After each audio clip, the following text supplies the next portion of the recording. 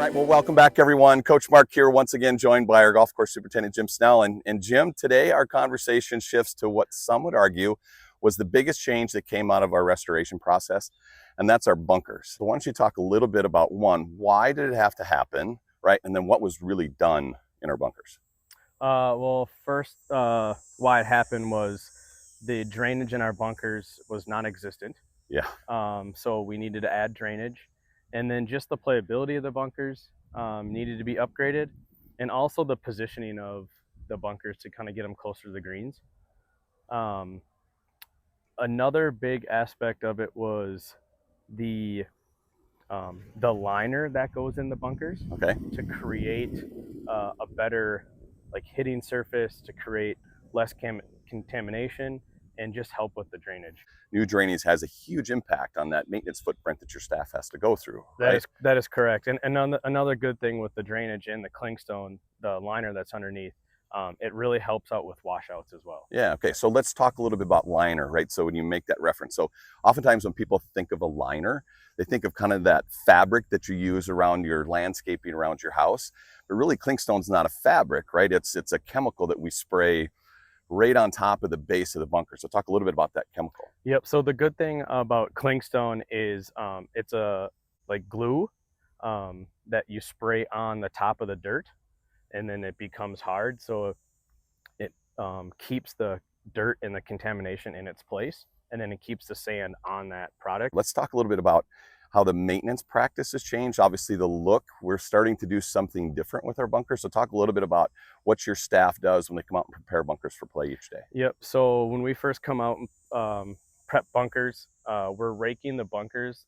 It's called it's an Aussie style, and the goal is to kind of keep the faces as firm as they can for playability, as less fried eggs, less time for us to rake the bunkers, and we're just fixing the bottoms as best we can. Sure.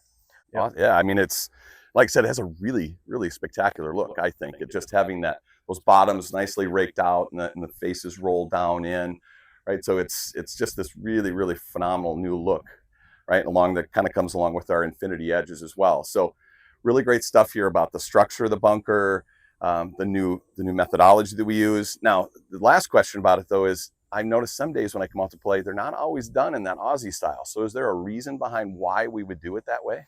Yep. So we have been noticing when we get heavy amounts of rain or rainfall and we keep the bunker in the Aussie style, we start to see a little algae build up underneath. Interesting. Underneath the sand.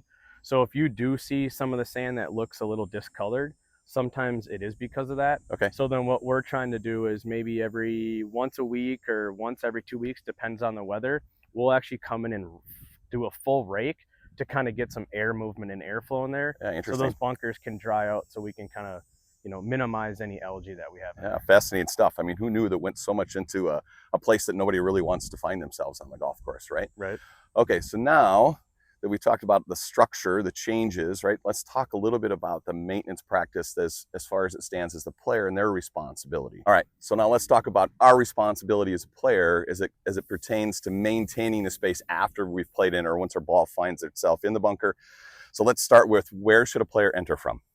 The player should always enter from the low part of the bunker. Okay, so my ball's in the bunker. Yep. Right, so I've gone in, I walk in, right, I'm gonna dig my feet in, and now I execute that shot.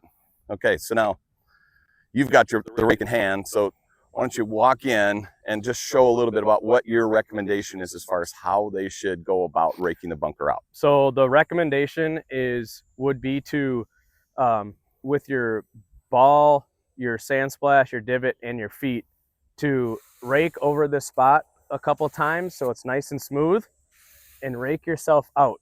So always rake out backwards to the low point of the bunker. Okay. Where you entered. I think that's really important to note, is rake your way back out to the low point. Yep. Not necessarily to, maybe you came in from a different angle. And this is why I think it's also important to remember, come from the low point, but always raking out to the low point. Yep. Right. And also too, just remember, this practice is in the rules of the game for the groups behind you. Right. Yeah, always trying to make sure you leave the space in as close a condition as it was to when you came into that space. Correct. And then the last thing is when you get out of the bunker, to on the smooth edge, flip your rake over and smooth out your footprints just like that. Yeah, this is I would say, the biggest change in kind of the player's responsibility from a maintenance practice standpoint is to make sure we smooth the edges out, right? Because again, the idea with the Aussie style is to get the ball, if it does have slope, to hit and roll down. Well, if they rake out that in the normal way with the tines, that ball may end up sticking there. Correct. Right? Okay, so now the final thing, and I noticed something new today. I see a T spray painted over here to the right of the low spot here with our infinity edge. So explain to me a little bit about what's the T for. Yeah, so Mark, so my team and I decided to start spraying a T around the bunkers, and this is going to indicate where my team and the player, you kind of keep their accountability of where the rake placement should be placed. One, it's going to help with any playability in the rakes not on the face by a green, so a ball could hit the rake and come back in the bunker. We're trying to put them on the outsides of the bunker, and also we're going to put them in a spot to where it's going to be easier, and you just know where you're going to have to enter in from the bunker. Yeah, as a player, I think this is a great step, because you count how many times you've gone into a bunker and you're looking around and you enter from this point, the bunker rake is over on the other side. Well, now you know that we're going to have that rake placed in a proper spot where you should gain access to it. But one, should force you to walk in the low side, but two, really always knowing that, hey, this is where I'm going to find a rake, right? And again, there's this underlying theme of everything that we talk about, this aspect to the maintenance footprint, right? So anything that we can do to help minimize the time that your staff has for setup in the morning, but again, really on the member side, having access and knowing where things are at when they're positioned in the proper spot. Correct. Right. Okay. Correct. So really great stuff here as far as how we want to maintain, how we want to be stewards of the bunkers. This is terrific.